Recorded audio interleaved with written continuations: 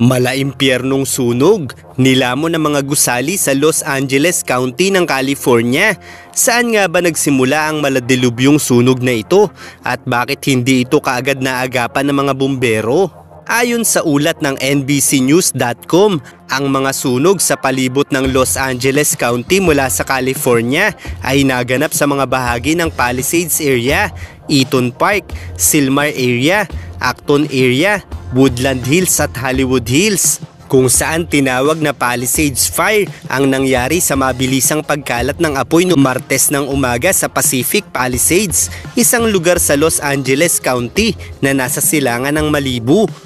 na umabot sa mahigit 19,000 hektarya ang nasunog hanggang Huwebes ng gabi ayon sa California Department of Forestry and Fire Protection, habang 6% pa lamang ng sunog na ito ang kanilang naapula. Habang ang ikalawang sunog naman na tinawag nilang Eaton Fire ay nagsimula naman ng Martes ng gabi malapit sa isang kanyon sa malawak na National Forest Lands sa hilaga ng downtown ng Los Angeles, na tumaas naman sa mahigit 13,000 hektarya ang nilamon ng apoy hanggang Huwebes, at 3% pa lamang umano ng sunog ang naaapula ng mga ito, ayon sa Los Angeles County Fire Chief na si Anthony Marone.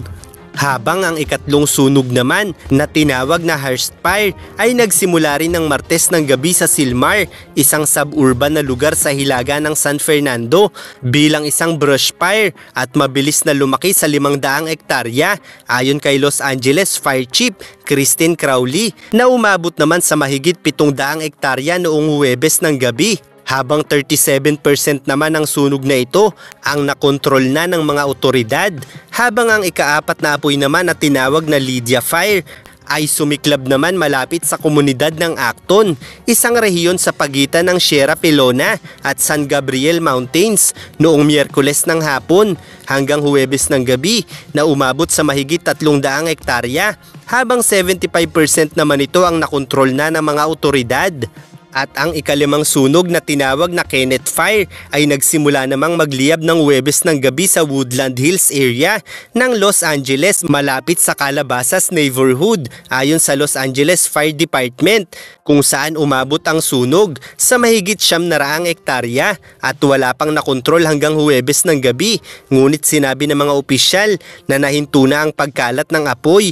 At ang panghuling sunog na tinawag na Sunset Fire ay sumiklab sa Hollywood Hills ng Los Angeles malapit sa Runyon Canyon bago mag-alas 6 ng hapon noong Miyerkules, na nagdulot ng mandatory evacuations hanggang gabi ng Miyerkules na umabot sa mahigit 60 hektarya ayon sa Los Angeles Fire Department. At ang sunog na ito ay 100% ng nakontrol noong Huwebes ng hapon ayon sa inanunsyo ng lungsod.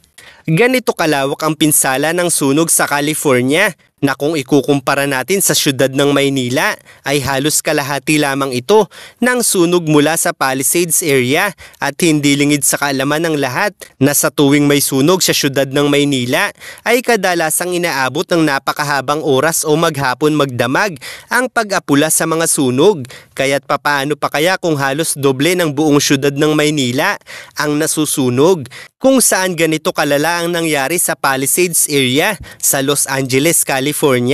Isama mo pa ang 5 pang magkakaibang sunog sa iba't ibang bahagi nito, kaya't hindi talaga ito agarang maaapula ng mga bumbero. At ayon nga sa ulat ng BBC, noong January 7 pa lang ng umaga, kung saan nagsimula ang unang sunog, ay 10 hektarya na agad ang lawak nito, na sa loob lamang ng 25 minuto ay nasa 200 hektarya na agad ang nasakop nito.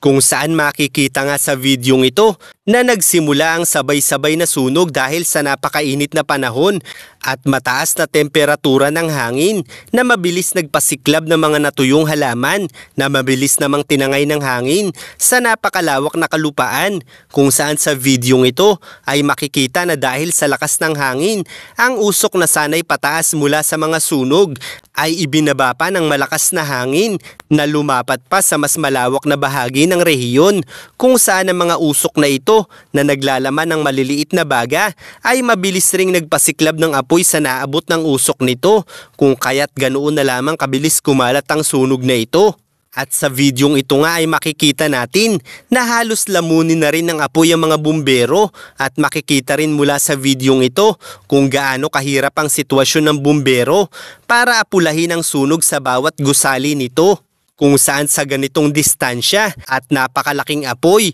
ay tiyak na maaari ka ng maglitsyon. Ganito kainit ang tinitiis ng mga bumbero para apulahin ang dambuhalang sunog na ito at dahil sa patuloy na pag-ihip ng malalakas na hangin na nakapagpapalakas rin ng apoy ay madali lamang natutuyo ang tubig na ibinubuga ng mga bumbero dito kaya't napakalabo talagang maapulan nila ang sabay-sabay o mabilisan na pagkalat ng malaimpyernong sunog na ito. Kaya naman napakalaking aral ang mapupulot natin sa kaganapang ito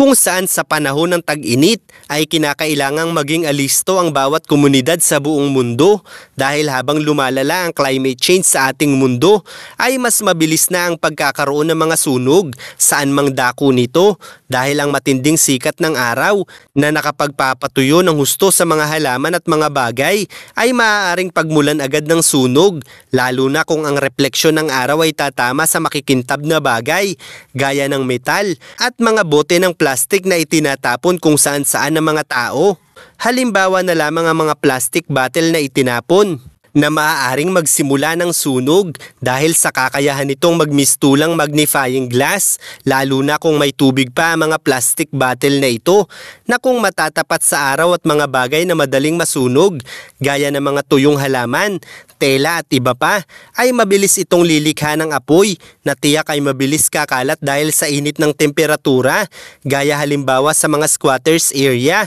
kung saan kung minsan ang mga plastic bottle ay nasa bubungan lamang ng mga ito kasama ang ilang mga bagay gaya ng mga tuyong tabla, basahan at iba pa na karaniwang pinagmumulan ng sunog sa mga lugar na ito kaya't habang mas tumitindi ang pagbabago ng klima ay kinakailangang mas maging handa rin tayo laban sa epekto nito dahil hindi biro ang masunugan at lalong hindi biro ang mawalan ng mahal sa buhay sa mga pagkakataong ganito na walang kalaban-laban ang mga tao. Were you guys prepared enough for this? Did we have enough resources to fight these fires? No, LA County and all 29 fire departments in our county